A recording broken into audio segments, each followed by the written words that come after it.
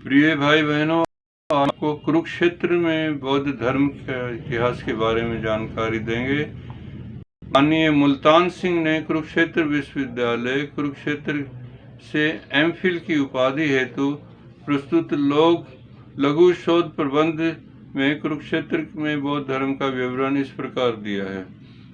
6ठी शताब्दी ईसा पूर्व जब भारत में जैन धर्म और बौद्ध धर्म का प्रादुर्भाव हुआ, तब उनका प्रभाव कुरुक्षेत्र में भी हुआ।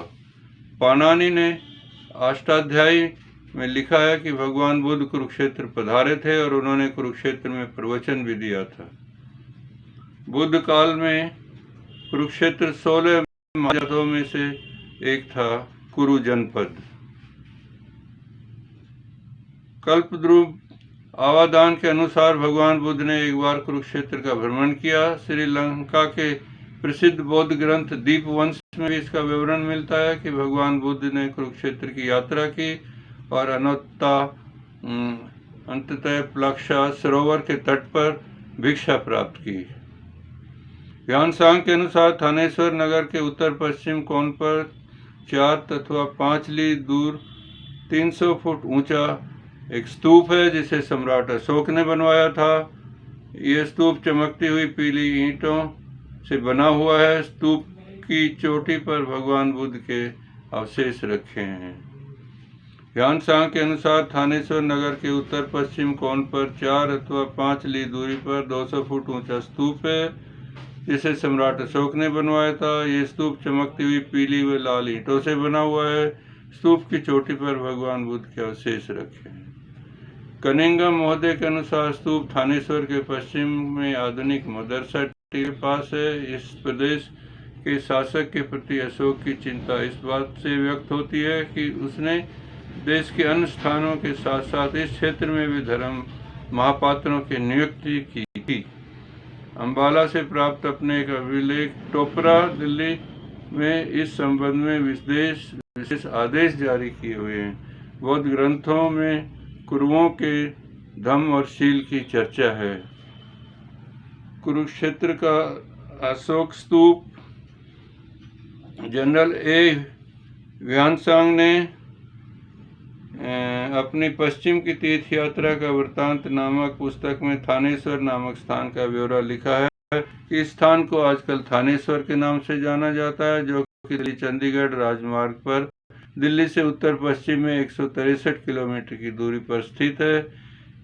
यह यात्रा वृत्तांत व्यांसांग ने अशोक निर्मित स्तूप का विवरण इस प्रकार लिखा है।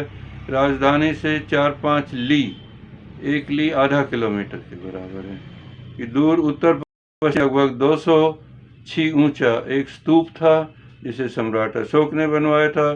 स्तूप के निर्माण में प्रयुक्त ईंटों का रंग नारंगी था और वे अत्यंत चमकीली थी। स्तूप में लगभग तथागत की एक सड़ अस्थियां सुरक्षित थी, जो समय समय पर प्रकाश फेंकती थी और अलौकिक शक्ति प्रदर्शित करती थी। इस स्थान को चिन्हित कर लिया गया है। अब ये स्तूप एक खंडर के रूप में पड़ा है। यह स्तूप कुरुक्षेत्र विश्वविद्यालय की उत्तर पूर्व दिशा में स्थित है। खाली समय में विश्वविद्यालय के विद्यार्थी यहाँ आकर बैठते हैं। कनिंगम महोदय ने स्तूप का स्थान से 4-5 ली दूर थानेश्वर का पता लगाया था। संस्कृत भाषा में स्तूप का अर्थ मृतकों का टीला होता है। प्राचीन काल से ही इस प्रकार के स्तूप बनाना धर्म में प्रचलित था। भगवान बुद्ध की अस्थियों को रखा गया था। कुरुक्षेत्र के माननीय कृष्ण संग्रहालय के पूर्व निर्देशक डॉक्टर देवेंद्र कुमार सिन्हा के अनुसार ब्रह्म सरोवर के निकट बने टीले से मिला स्तूप वृत्तानुज है। राजा हर्षवर्धन भगवान बुद्ध के शिष्यों में से थे। उनकी राजधानी थानेश्वर थी। व्यांसांग महोदय ने 7वीं सदी के विषय में भी लिखी अपनी पुस्तक में इसका लिखा है। नवोदय विद्यालय के मोटू का फरीदाबाद के इतिहास के प्रवक्ता मुकेश ने बताया कि कुरुक्षेत्र के पास भगवानपुर गांव में भी खुदाई के दौरान भगवान बुद्ध की मूर्ति मिली थी। कुरुक्षेत्र से 8 किलोमीटर दूरी पर एक टीला है, जहां पर वो भी भगवान बुद्ध के का ही अवशेष हैं और उसमें मिली हुई 2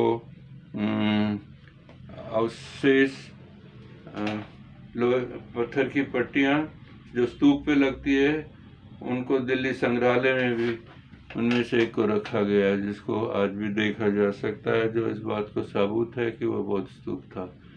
8 किलोमीटर दूरी एक गांव है।